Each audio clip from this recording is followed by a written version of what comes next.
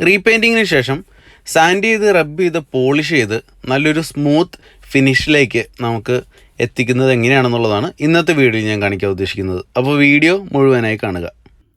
നമസ്കാരം, പവർ മോട്ടറിങ്ങിൻ്റെ പുതിയൊരു വീഡിയോയിലേക്ക് എല്ലാ മാന്യ പ്രേക്ഷകർക്കും സ്വാഗതം. നമ്മൾ കഴിഞ്ഞ ദിവസം കാറ് പെയിൻറ്റ് ചെയ്തിട്ടുണ്ടായിരുന്നു, ബമ്പറും പില്ലറും പെയിൻറ്റ് ചെയ്തിട്ടുണ്ടായിരുന്നു. അപ്പോൾ പെയിൻറ്റ് ചെയ്തിട്ട് ഫിനിഷ് ചെയ്ത് കാണിച്ചു. പക്ഷേ അതിനകത്ത് ഒന്ന് റബ്ബ് ചെയ്ത് സാൻഡ് ചെയ്തതിന് ശേഷം പിന്നെ റബ്ബ് ചെയ്ത് പോളിഷ് ചെയ്ത് വീണ്ടും കാണിക്കാമെന്ന് പറഞ്ഞിരുന്നു. അപ്പോൾ അതുകൂടി ചെയ്താലാണ് ശരിക്കും ഒരു ഗ്ലോസി ഫിനിഷ് വരികയുള്ളൂ. ഉണങ്ങിയതിന് ശേഷം ആ ഒരു മാറ്റ് ഫിനിഷ് മാറിയിട്ട് ഒരു ഗ്ലോസി ഫിനിഷ് വരണമെങ്കിൽ ഈ പറയുന്ന പ്രോസസ്സ് കൂടി ചെയ്യേണ്ടതുണ്ട്. അപ്പോൾ അത് എങ്ങനെയാണ് ചെയ്യേണ്ടതെന്നുള്ളതാണ് ഇന്നത്തെ വീഡിയോയിൽ ഞാൻ കാണിക്കാൻ ഉദ്ദേശിക്കുന്നത്. അപ്പോൾ നിങ്ങൾ ഈ ചാനൽ സബ്സ്ക്രൈബ് ചെയ്തിട്ടില്ലെങ്കിൽ എത്രയും പെട്ടെന്ന് ഈ ചാനൽ സബ്സ്ക്രൈബ് ചെയ്യുക.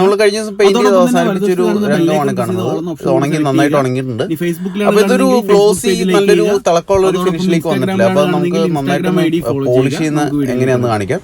അപ്പോൾ ആദ്യം അതിനകത്തേക്ക് വെള്ളം സ്പ്രേ ചെയ്യുക. വെള്ളം സ്പ്രേ ചെയ്തതിന് ശേഷം സാൻഡ് പേപ്പർ ഉപയോഗിക്കണം. സാൻഡ് പേപ്പർ 2000 അല്ലെങ്കിൽ 2500 ഉപയോഗിക്കേണ്ടത്. 2500 എനിക്ക് കിട്ടിയില്ല, അപ്പോൾ അതുകൊണ്ട് 2000 ഉപയോഗിക്കുകയാണ്. 2500 കിട്ടുകയാണെങ്കിൽ 2500 തന്നെ ഉപയോഗിക്കുക. ഏറ്റവും ബെസ്റ്റ് 2500 തന്നെയാണ്. അപ്പോൾ 2500 സാൻഡ് പേപ്പർ ഇട്ടിട്ട് നന്നായിട്ട് റബ്ബ് ചെയ്യുക. റബ്ബ് ചെയ്യുന്നത് എന്തിനാണെന്ന് വെച്ച് കഴിഞ്ഞാൽ ഇതിനകത്ത് വരുന്ന ചെറിയ ചെറിയ ഇറഗുലാരിറ്റീസ് ഉണ്ടായിരിക്കും, ചെറിയ ചെറിയ കയറ്റിറക്കങ്ങൾ പോലുള്ള നിൽക്കുന്നുണ്ടായിരിക്കും. അപ്പോൾ അത് എല്ലാം ഒരേപോലെ ആക്കുന്നതിന് വേണ്ടിയിട്ടാണ്. ചെറിയ ചെറിയ റെഗുലാരിറ്റീസ് മാത്രമേ നമ്മളിതുകൊണ്ട് ശരിയാക്കുന്നുള്ളൂ കേട്ടോ. അപ്പോൾ അത് ശരിയാക്കുന്നതിന് വേണ്ടിയിട്ടാണ് നമ്മൾ ഈ ഒരു സാൻഡ് പേപ്പർ ഉപയോഗിക്കുന്നത്.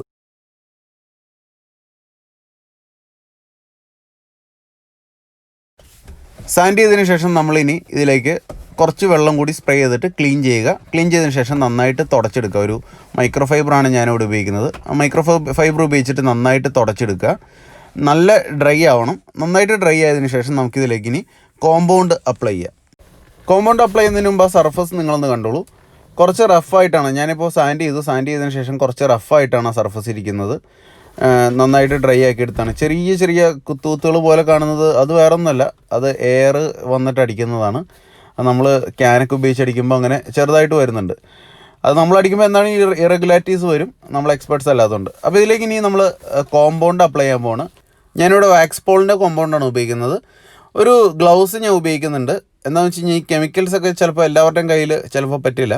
ഞാൻ ഇതുവരെ ഉപയോഗിച്ചിട്ട് കുഴപ്പമൊന്നും ഉണ്ടായില്ല, എങ്കിലും കുറച്ചുകൂടി സേഫ് ഒരു ഗ്ലൗസൊക്കെ ഉപയോഗിച്ചിട്ട് അപ്ലൈ ചെയ്യുന്നതാണ്. അപ്പോൾ നമ്മുടെ കയ്യിൽ അത്രമാത്രം ഈ പറയുന്ന കെമിക്കൽസൊക്കെ ആവാതിരിക്കാനായിട്ട് പരമാവധി ശ്രദ്ധിക്കാൻ പറ്റും. അപ്പോൾ അതിന് വേണ്ടിയിട്ടാണ് ഗ്ലൗസ് ഉപയോഗിക്കുന്നത്. ജസ്റ്റ് ഒരു ഗ്ലൗസിന് 8 രൂപ വിലയുള്ളൂ, വലിയ ഒരു കോസ്റ്റ് ഒന്നും വരുന്നില്ല. അപ്പോൾ അതുകൊണ്ട് ഒരു ഗ്ലൗസ് എല്ലാവരും ഉപയോഗിക്കുക.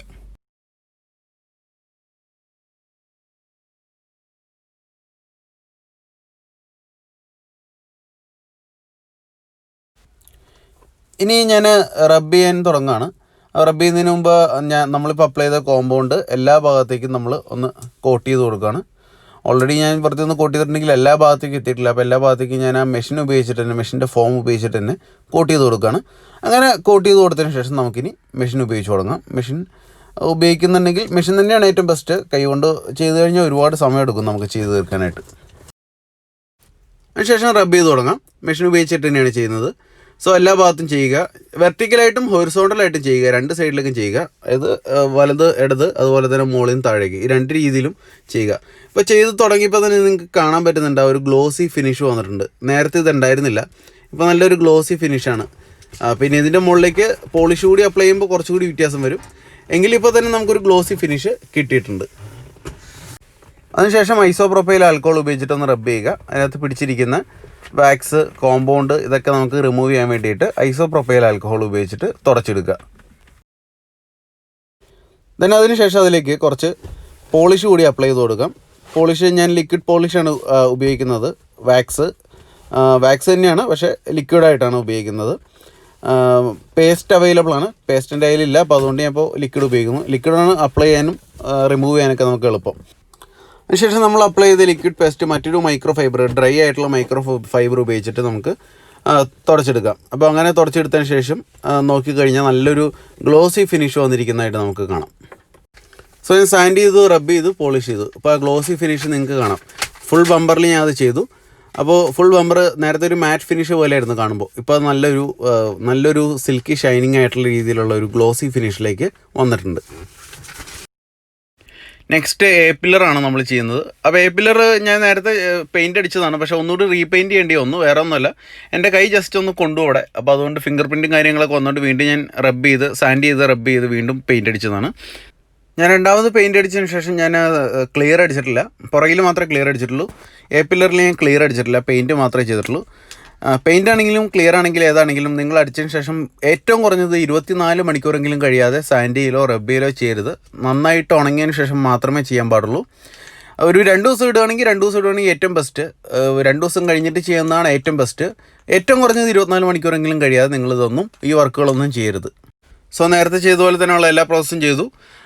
സാൻഡ് ചെയ്തു, വെറ്റ് സാൻഡാണ് ചെയ്യുന്നത്.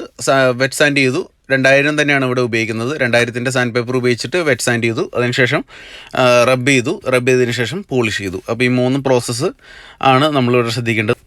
ഏറ്റവും നല്ലത് മിനിമം ഒരു 2 ദിവസമെങ്കിലും കഴിഞ്ഞിട്ട് ഈ പറയുന്ന ആക്ടിവിറ്റീസ് ചെയ്യുന്നതാണ്. ഓരോ പെയിൻറ്റും ചിലപ്പോൾ ഓരോ രീതിയിലായിരിക്കും. അപ്പോൾ 48 മണിക്കൂറൊക്കെ കഴിഞ്ഞാൽ എന്താണെങ്കിലും പെയിൻറ്റൊക്കെ നന്നായിട്ട് ഉണങ്ങിക്കോളും. ചില പെയിൻറ്റുകളൊക്കെ ചിലപ്പോൾ ഉണങ്ങാൻ താമസം എടുക്കും. അപ്പോൾ ഞാൻ ഉപയോഗിച്ച പെയിൻറ്റ് പെട്ടെന്ന് ഉണങ്ങുന്നതായതുകൊണ്ട് കുഴപ്പമില്ല. 24 മണിക്കൂർ കഴിഞ്ഞുകൊണ്ട് ചെയ്തു. എന്നാൽ 24 മണിക്കൂറെങ്കിലും കുറഞ്ഞത് നിങ്ങൾ വെയിറ്റ് ചെയ്യണം. ഞാൻ നേരത്തെ ചെയ്ത പോലെ തന്നെ ഐസോപ്രോപ്പൈൽ ആൽക്കഹോൾ അപ്ലൈ ചെയ്യുക, പാടുകളൊക്കെ റിമൂവ് ചെയ്യുക. അതിനുശേഷം ഞാനിപ്പോൾ ചെയ്യുന്ന പോലെ തന്നെ പോളിഷ് ഇട്ടതിന് ശേഷം ഒരു ഡ്രൈ ആയിട്ടുള്ള മൈക്രോ ഫൈബർ ക്ലോത്ത് ഉപയോഗിച്ചിട്ട് ഈ പോളിഷ് റിമൂവ് ചെയ്യുക. പോളിഷ് റിമൂവ് ചെയ്തതിന് ശേഷം വീണ്ടും നമുക്ക് ഐസോപ്രോപ്പൈൽ ആൽക്കഹോൾ ഉപയോഗിക്കാവുന്നതാണ്. സോ ആക്ടിവിറ്റീസ് എല്ലാം കഴിഞ്ഞതിന് ശേഷമുള്ള ഒരു ഗ്ലോസി ഫിനിഷാണ് ഇപ്പോൾ കാണുന്നത്. സോ റീപെയിൻറ്റിങ്ങിൻ്റേതായിട്ടുള്ള ചെറിയ പ്രശ്നങ്ങളൊക്കെ ഉണ്ടെങ്കിലും നമുക്ക് അടുത്തൊന്ന് നോക്കിയാൽ മാത്രമേ അതൊക്കെ അറിയുള്ളൂ. എങ്കിലും ആ ഒരു ഗ്ലോസി ഫിനിഷ് നമുക്ക് കിട്ടി. ബാക്കിയുള്ള ഏരിയയിൽ പോലെ തന്നെ ഒരു ഗ്ലോസി ഫിനിഷ് നമുക്ക് ഇവിടെയും കിട്ടി. ക്ലിയർ അടിക്കാതെ തന്നെയാണ് ഈ ഒരു ഗ്ലോസി ഫിനിഷ് എ പില്ലറിൽ വന്നിരിക്കുന്നത്.